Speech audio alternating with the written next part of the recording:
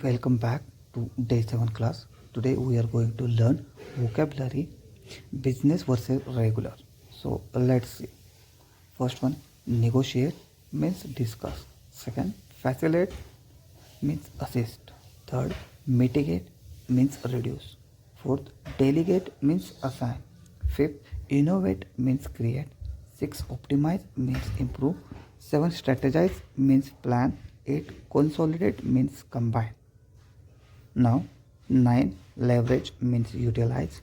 10, amplify means increase. 11, disseminate means spread.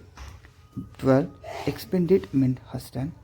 13, formulate means develop. Augment means enhance. Collaborate means work together. Benchmark means standardize. So see you guys tomorrow with new video. Please like, share and subscribe my channel. Thank you.